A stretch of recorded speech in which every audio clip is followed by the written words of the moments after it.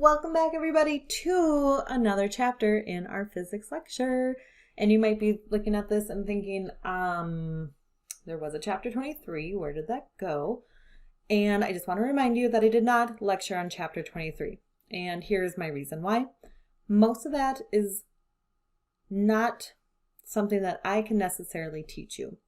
Most of this is going to be ethical dilemmas, ethical feelings that you have that you're going to learn through being a sonographer, being in the medical field, and you're going to take lots of medical ethics classes. You're going to take another patient care class, and chapter 22, chapter 23, and chapter 24, again, are all kind of lumped into this small 10% patient care category on your boards. And so there just aren't that many questions. You can only have up to 12 questions on those 3 chapters, and that's not even all that's in that category.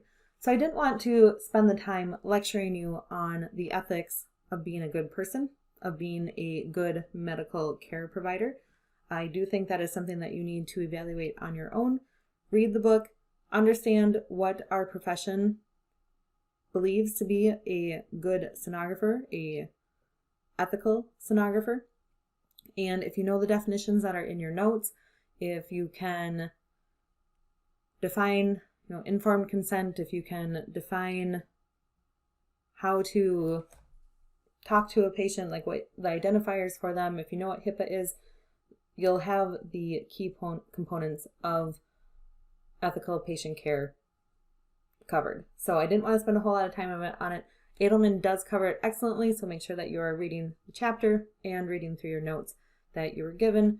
All of those should give you a very strong foundation for understanding professionalism and sonography. But we're going to move on. We are going to move on to our last chapter of the book. So, chapter 24, bioeffects. Now, we've talked about bioeffects before. We talked about bioeffects being the effect that sound has on living tissue. So we're going to discuss that a little bit more in depth here. We're actually going to get way more in depth than we probably need to, but we're going to cover it because Edelman covers it, and we know that he's got good stuff. So what is bioeffects? Well, I just told you. It's the study of how the body reacts to external conditions. So we consider it in ultrasound, how the body reacts to our ultrasound energy. But bioeffects really can be anything. What are the bioeffects of standing next to the microwave? What are the bioeffects of being outside in the sun?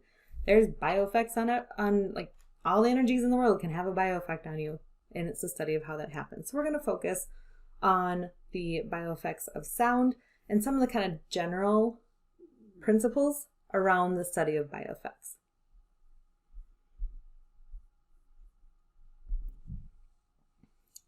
As far as sound in particular, we basically want to know how much energy, how much power is in a sound beam. So we can be aware of a LARA, as low as reasonably achievable, and we can measure the power coming out of the beam so we know that we're not overly ultrasounding our patients or causing negative bioeffects. There are 6 types of measurements or tools that we use to evaluate the power in a sound beam. The first one being a hydrophone. They also can use radiation force, acousto-optics, calorimeters, thermocouples, and liquid crystals. So we're going to cover each of these a little bit more in depth so you know what they look like and how they're used.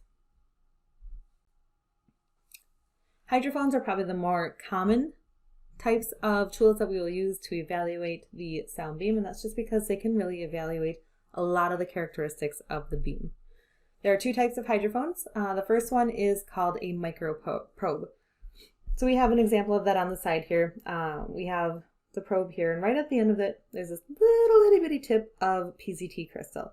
And this little bitty tip is put into the sound beam, and the sound beam will have an interaction with that PZT crystal, and how it interacts with that PZT crystal then can be observed. And it's observed through an oscilloscope. The oscilloscope basically creates a sine wave. It can tell us a lot about how the beam is created. The second type of hydrophone then is a membrane hydrophone. Same idea, this is PZT crystal sitting in a membrane. And so the beam is just directed over the membrane, again, connected to an oscilloscope so that it can record how the beam is interacting with that PZT material.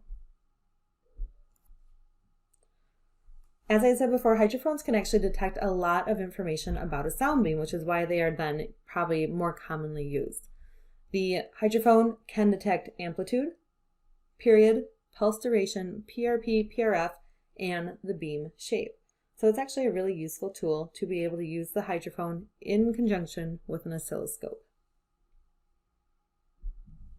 What's even cooler then is that the hydrophone can detect acoustic information at specific locations. So if we want to know what it is in the near field, compare that to the focus, compare that to the far field, we can move the hydrophone around within the beam to get information about specific locations. So that is a very handy part of the hydrophone tool. Another fun fact about the hydrophone, that if it is calibrated, it can then also detect intensities from different areas of the beam.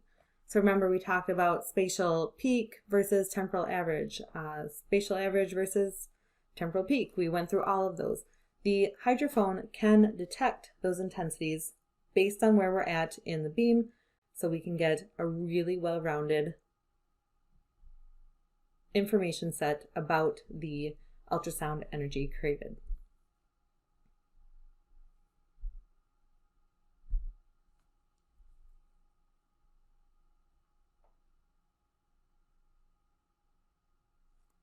The next type of tool that we have then is a radiation force tool. And the radiation force tool works because we know that ultrasound is a mechanical wave. It exerts force on molecules. That's why sound does what it does. It can bounce the molecules around. That's how it propagates through tissues, through other structures.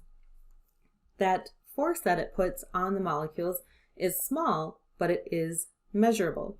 So we can measure the force or the pressure that it puts on an object, and that tells us a lot about the power of the object or power of the beam.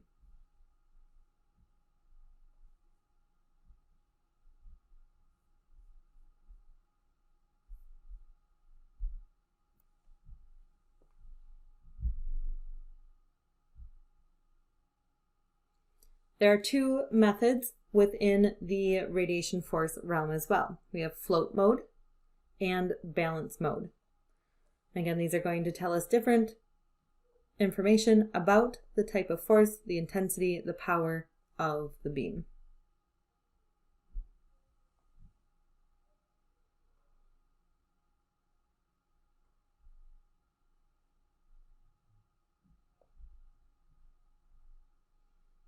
So here is an image of a radiation force tool. What ends up happening is that a very, very tiny ball is either going to be placed in float mode or balance mode, and then the ultrasound beam is going to be applied to that ball. And the machine can detect the very, very tiny movements of the ball, and that's how it measures the power of the beam.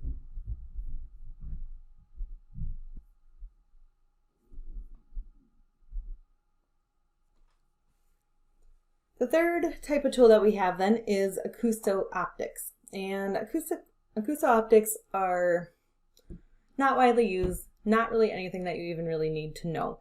The biggest thing that you need to know about acousto-optics is that it gives us the beam profile based on the way sound and light interact with one another. And when they interact with one another, they create kind of a shadow, and that shadow is called a Schillerin. And you can see it here. We can see the transducer is up on the top here, and we can see the beam coming down.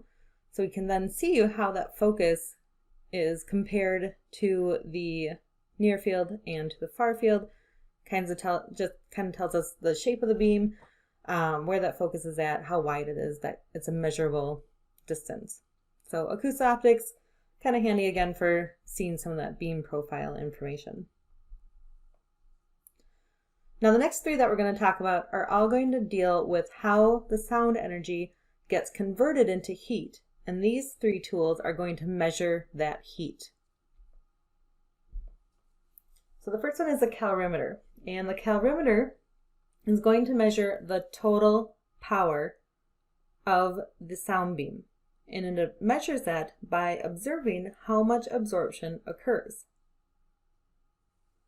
So the sound beam is directed into the calorimeter. There are sensors on the absorbing material. The machine can then detect the small change of temperature and tells us then how much power is being put out by that sound beam. Now with calorimeters, it's important that we know we are measuring the total power because we are evaluating the total absorption of the sound beam. We can compare that then to the thermocouple. And the thermocouple is basically just a thermometer, but it has this tiny little pinpoint to it, and that thermometer point can be moved throughout the beam. So now the thermocouple also measures the heat generated by a beam, but we can move it around. So we know if we move it into the focus, that's where most of our power, most of our heat is going to be. If we moved it to the edge of the far field, we're going to see less heating, less absorption in that area. So the calorimeter is the total power, total absorption, where the thermocouple can give us information at particular locations. The last type of tool that we can use to observe the heat changes within a sound beam is something called liquid crystals. And if you have ever been to like Claire's or some junk jewelry store, you'll see these rings called mood rings. And if you've ever worn one, basically what it does is it takes the temperature of your body, and that temperature of your body affects the material in the ring, and then the ring will change colors. So if you were really warm, it shows blue. If you're really cold, the material is black. Same idea with these liquid crystals. So the sound beam is put onto these liquid crystals. There's a map then. When it changes to X color, it is displaying X amount of heat. So same idea, very much a estimation tool. It's not very accurate like the thermocouple or the calorimeter, but at least tells you that there is some absorption, some temperature change occurring. So those 6 tools that we just talked about, know the names, know how they test the beam, know if it's like a total test or is it something that we can look at in particular. And then for the hydrophone, make sure to remember the items that the hydrophone is able to detect.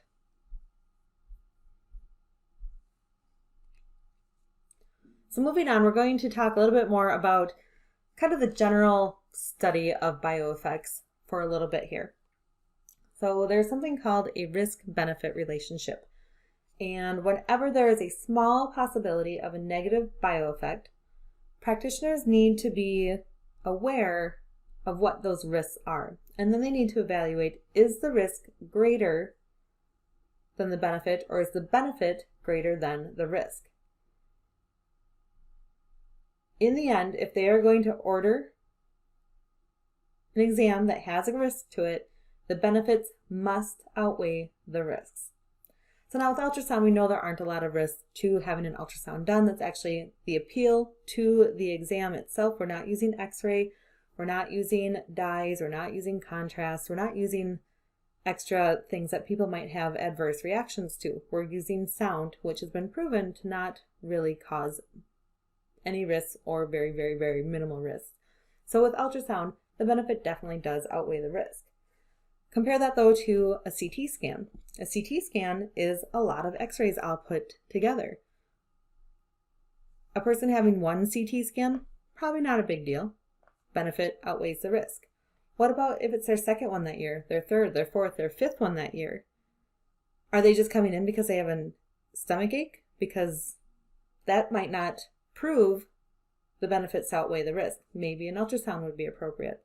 Or are they having follow-up on a cancerous tumor?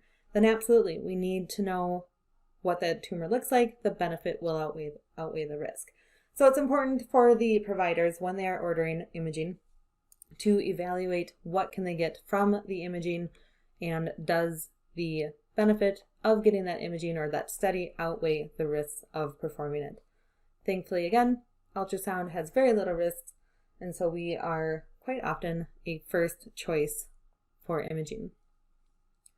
A dosimeter or dosimetry is the measuring of the amount of energy a person receives.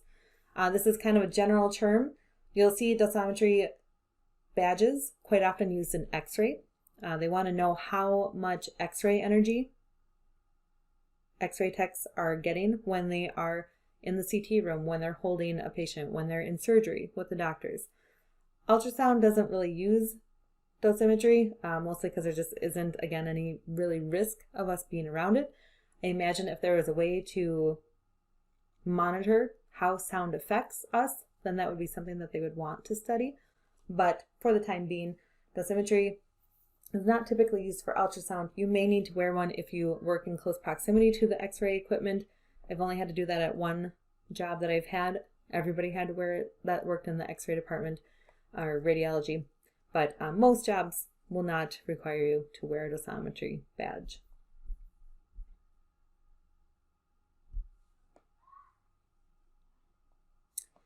Another concept in the research of bioeffects is the idea of in vivo versus in vitro. So in vivo imaging, or in vivo research, is research done on a living body. So it could be a lab rat, it could be goldfish, mice, or a human. In vitro, on the other hand, are studies that are done outside of the living body. And this is typically going to be done through computer modeling.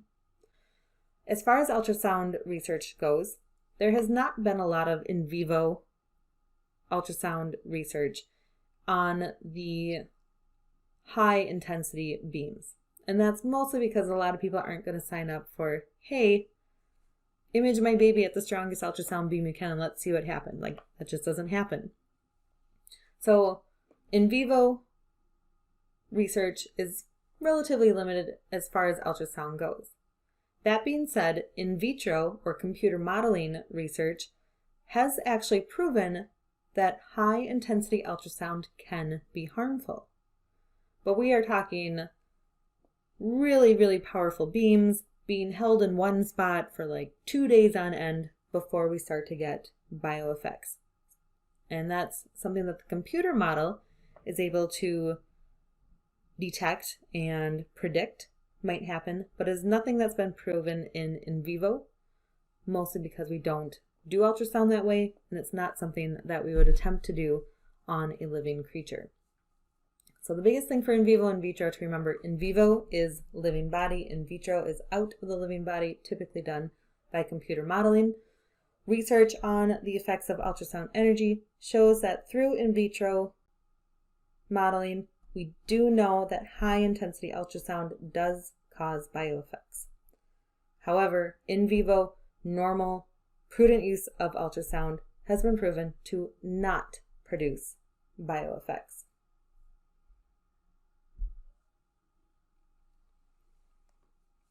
Oh, I jumped ahead of myself again. But the AIUM has a statement about in vitro bioeffects, again stating that the use of in vitro studies shows that bioeffects are real, that you can get them from ultrasound, but they do not apply to the clinical use of ultrasound. So again, the in vitro, the computer modeling, they really cranked everything up, and they figured out, yep, ultrasound can cause bioeffects, but it's nowhere near the amount of energy or time or concentration that we use when we are using clinical ultrasound. Because we know, though, that high-intensity ultrasound can cause bioeffects, we want to remind ourselves again of ALARA, as low as reasonably achievable. We are always going to use the weakest beam that produces diagnostic images to help the patients.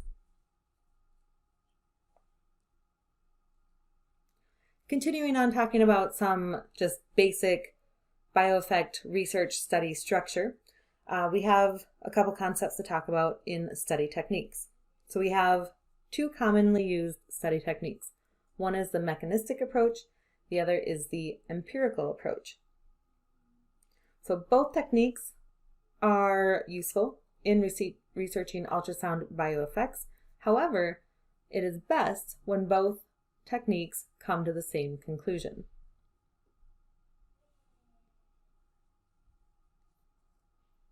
The mechanistic approach is going to search for a relationship between a cause and effect.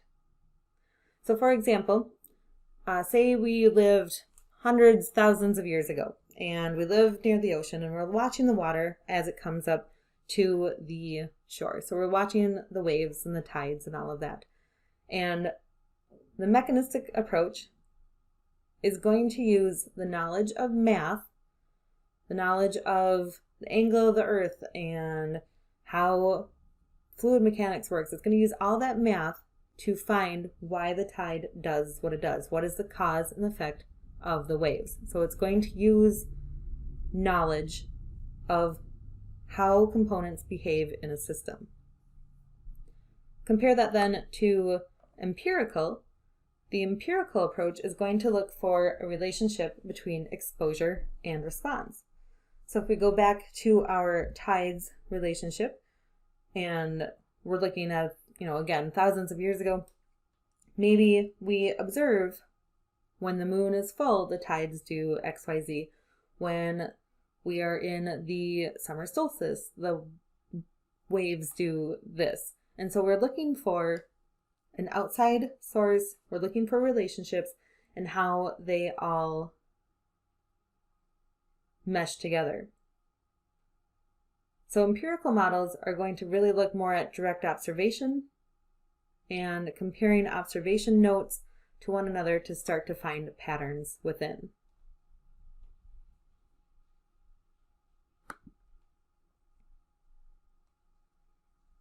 Now we're going to jump back a little bit more to bioeffects of ultrasound specific terms here.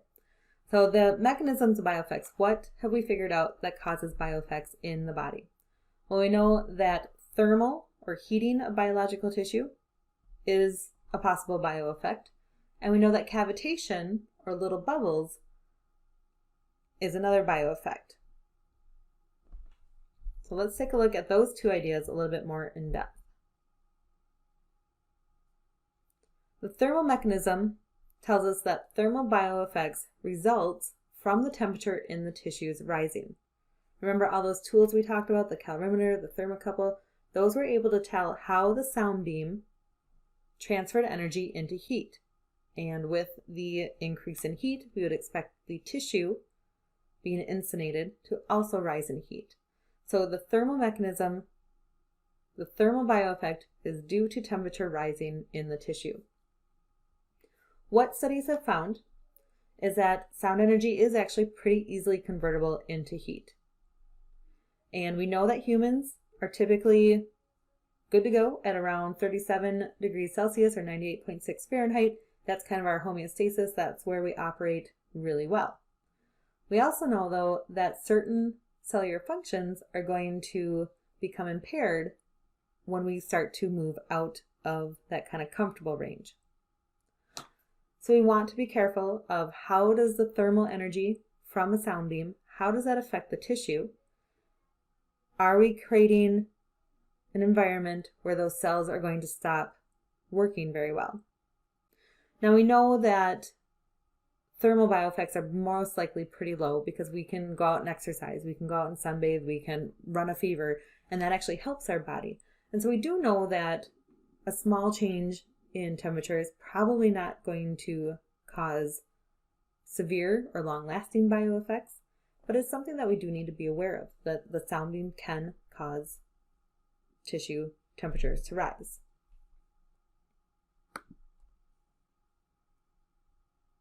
So we need to monitor this, and the monitoring is done through the thermal index. You'll typically see this up on your ultrasound machine, and it'll be shown usually up on the top corner, and it'll say TI, or it'll have one of these abbreviations, TIS, TIB, or TIC. So you will need to know what these three abbreviations are and what they are measuring. The first one then is TIS, or the soft tissue thermal index. When we are measuring the TIS, the machine is assuming that most of the sound is traveling through soft tissue. And soft tissue will typically not absorb much of the sound energy, and therefore we won't get as much heat conversion. TIB then is the bone thermal index. Bone is a high attenuator, and that's because it absorbs a lot of energy. So the more energy that it absorbs, in theory, then the more heat is created. So TIB assumes that the bone is at or near the focus where the concentration of energy is, and it predicts what the temperature raise would be.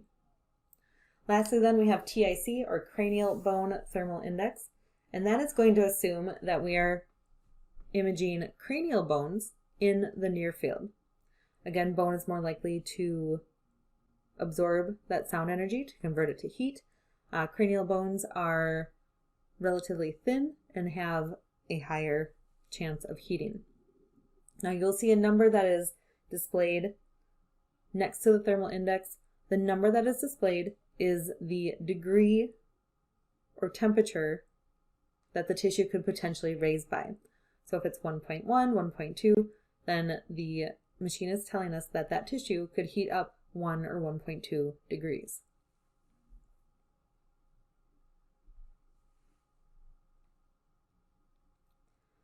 With empirical studies, they have figured out that you can have up to a 2 degree Celsius increase in temperature and there is no known bioeffect.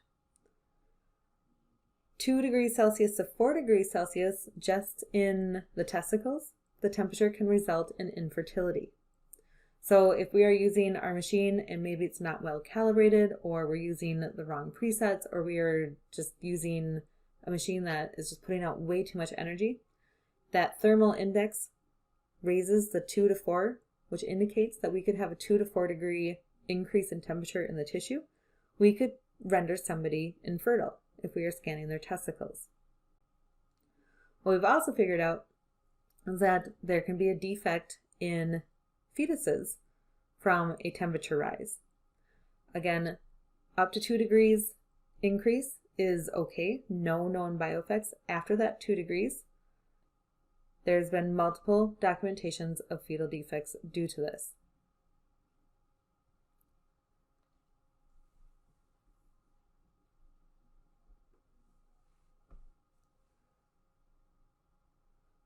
When we look at non-thermal mechanisms of bioeffects, that is when we start talking about mechanical mechanisms or cavitation. Now, again, in our tools, we talked about radiation force, that the sound beam has a force within it. It can create pressure, it can move molecules, and that is the mechanical force of the sound beam. And so the non-thermal mechanism or the mechanical mechanism is asking, what is that force of the sound beam? What is that doing to the particles that it interacts with? So that force within the sound beam can put stress on tissues that then distorts it or can disturb it. One of the biggest ways that we see non-thermal mechanism or mechanical force playing out is through cavitation. And there are 2 types of cavitation. We have stable cavitation and transient cavitation. Now, cavitation is how the sound interacts with microscopic gas bubbles in the tissue. So remember back to our contrast lecture, we talked about having just the right mechanical index to get that contrast bubble, to get it to oscillate in and out, to show us that resonance so we could image it better. But we learned if we turn up the mechanical index or the power of the beam to be too high, then we disrupt that bubble and it pops because it can't handle the force of the sound wave. So the same idea is true then for tiny gas bubbles within the body. And the concern is that cavitation is going to cause these tiny naturally occurring bubbles within our body to oscillate and possibly burst. And when that bubble bursts, what does it do to the cell that it's sitting next to? Does it also damage that nearby cell. So that's the question that mechanical indices pay attention to. So stable cavitation, we have bubbles that oscillate. Remember, that's that in and out, widening, shrinking, and expanding. But they don't burst. However, they do cause something called microstreaming. And that microstreaming, again, is just little waves of energy coming off of that oscillating bubble. And the concern is that that oscillating bubble is going to cause stress on the tissue that surrounds it. Transient cavitation, though, has been shown to cause those tiny little bubbles to oscillate to the point where they burst. And they figured out that when the bubbles burst, they destroy cells that are nearby. It doesn't take a whole lot to switch from stable cavitation to transient cavitation. You really only need an increase of 10% of sound energy. So it is very easy to use too much ultrasound pressure or power when scanning a patient.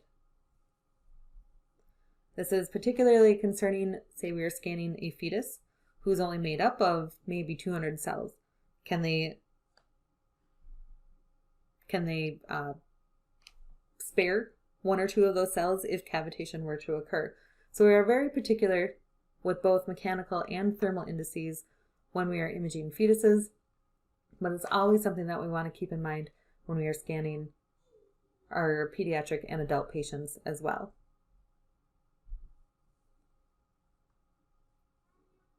So when we are looking at the mechanical index, again, it's kind of posted up in the corner next to the TI. So thermal index, MI is mechanical index.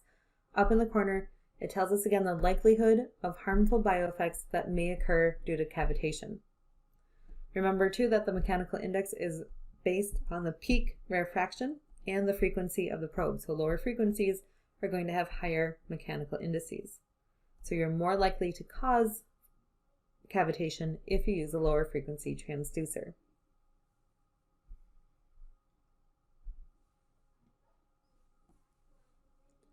All right, jumping back out of the ultrasound realm, we're going back into just some basic studies, some basic terminology that we see through the studies of public health. So epidemiology is a branch of medicine that is associated with population studies. Epidemiology is more likely to use those empirical studies where they're looking at relationships, exposure to outcomes. Epidemiological data from ultrasound is actually used quite often to relate back to birth defects or to effects of smoking or effects of drinking. There's lots of studies that ultrasound can provide information for and then help to show those relationships. Ultrasound has been studied in itself, though, quite often in the fetal medicine world. So ultrasound can relate back to, we can get measurements on birth weight, head circumference. Are there any abnormalities? How is hearing affected? Are there any infections? And can we correlate any of those findings back to the use of ultrasound? Now, if you search the internet, you will find many websites claiming that ultrasound hurts the baby, that babies move around while we're scanning them because the ultrasound is uncomfortable to them. There's websites that claim ultrasound causes autism. None of this has been proven to be true. As far as we know, it is completely safe. But because those in vitro studies, those computer model studies do show that there can be some bioeffects, we always want to be appropriate when we use our ultrasound machine.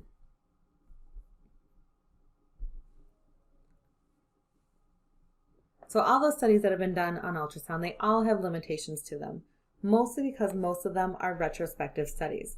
Retrospective studies are studies that go back through medical data, medical records, looking for older data to then correlate to the findings. The problem with these retrospective studies that have been done in regards to ultrasound is that there are a lot of ambiguities. We aren't just scanning Jane Doe 1 through 5 they're the exact same person, the exact same environment, the exact same risk factors. That doesn't happen. We have patients who smoked during the pregnancy, that drank through the pregnancy, that ate Subway through their pregnancy. Maybe a different one had sushi. They've exposed themselves to other risk factors than just ultrasound. So the big limitation is that we can't have this perfect control group to get this information and to correlate data between.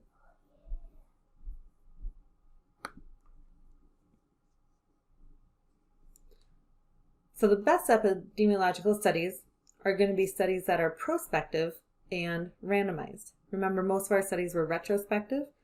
The better ones are done as prospective. And the prospective studies are going to be studies that look forward. They kind of figure out, like, we want to test women between the ages of 24 and 25. We want them to fit this category, and we suspect that this will happen when they're exposed to ultrasound. There is a guess or a hypothesis that they want to test with a prospective study. The other part of that then is to randomize the study. And this is going to have where two groups are exposed to the factor, ultrasound in our case, and one that is not.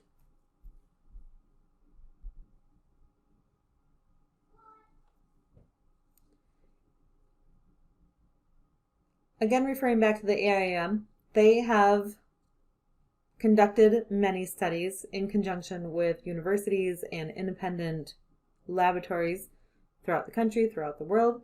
And in the end, what we have figured out is that there are no harmful bioeffects when diagnostic ultrasound is being used. However, we still remember that bioeffects may occur. We know too that benefits of ultrasound are going to outweigh the risks. We need to use diagnostic ultrasound prudently, so we're not just ordering all willy-nilly on these patients, even though once you get into the field, you will feel like everybody gets an ultrasound for the dumbest reasons. That's a whole different story. And then lastly, the AOM suggests that ultrasound should never be used for entertainment or in a non-medical setting. Now you might be wondering to yourself, what about as students? The AIUM has determined that using ultrasound in the realm of education is an appropriate use for the use of ultrasound.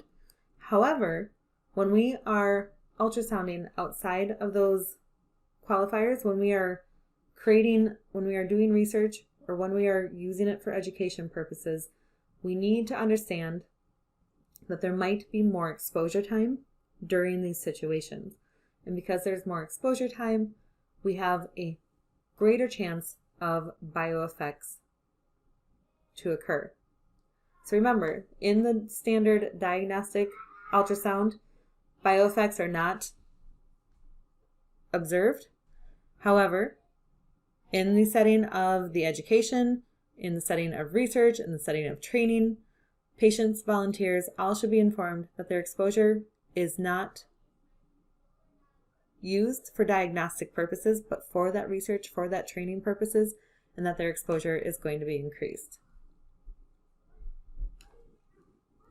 One last concept too then that we need to talk about, we talk about the bioeffects, what is the safety of all of that?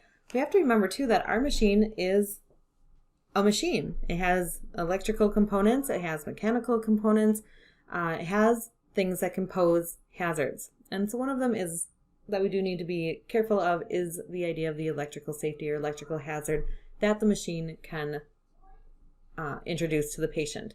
So we know that our transducer has that outer covering, the housing, and that is supposed to protect you and the patient from any sort of electrical shock, because we know that there's bunches of wires in there interacting with voltages with the PCT crystals.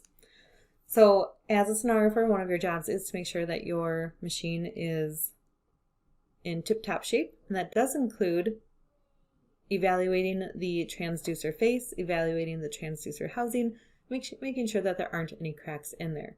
The transducer does pose the greatest risk to the patient, as it is the part that is in contact with them and could potentially cause electrical shocks. We had a transducer on a machine at school that had these little kind of pinpoint holes in them, and sometimes depending on the patient, depending on how it's being used, a lot of the students mentioned that it almost felt like there were like these little bites happening. And so sometimes people feel like they are getting electrical shock from the transducer. It's definitely a thing that can happen. So you always want to make sure to inspect your transducer and make sure that it is in good operation.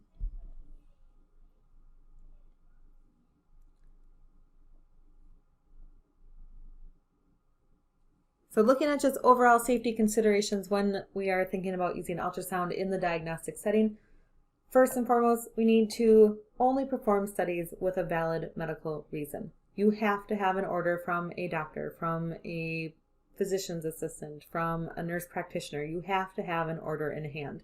You can't just have a patient walk up to the radiology department and be like, hey, I'm pregnant. Can I get an ultrasound? And be like, yeah, sure, no problem. Can't do that. You have to have an order. Somebody has had to make the determination that the benefits of this imaging study will outweigh the risks. Secondly, as a sonographer, you need to minimize your exposure time. It is not prudent use of ultrasound to scan longer than you need to scan using the wrong tools. You'll see this a lot with fetal ultrasound. Doing a quick fetal ultrasound exam maybe takes like 5-10 minutes, but the parents want to see the fetus. They want to see the offspring. And so sometimes you need to appease the patients, but not to the point where you're just sitting there for an hour letting them stare at this little fetal pole. So as a sonographer, you need to minimize the time that you're exposing your patients to ultrasound energy. And then lastly, and always, we need to minimize the exposure that we are giving to the patient by using the concept of a LARA, as low as reasonably achievable. So that goes back to the idea that we are going to reduce our power when we can and use our gain to adjust the picture and only increase our power when absolutely necessary.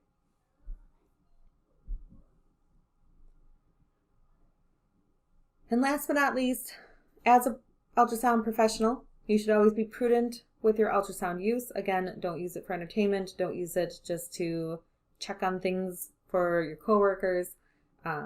Always be careful. Make sure that you are checking settings, checking your equipment, checking your mechanical index, your thermal index. Use your machine appropriately. Be careful with the sound energy. Be judicious. And in the end, always be an ultrasound professional. All right, we did it. We got through the book. You have so much knowledge in your brain right now.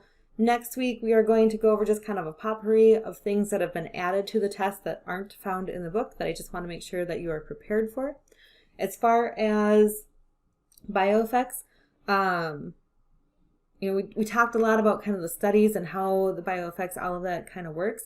I think the biggest thing that I would focus on are the mechanical index and the thermal index. What do they mean? What do they mean for our patients as far as like cavitation or tissue heating? I would also pay attention to what do we do when our thermal index is getting high or our mechanical index is getting high? What should we do? Should we lower the power? Should we reduce the time? How do we correct for that? How do we be careful with that? And then also really focus on those tools that we can use to measure the power or the heat within a sound beam.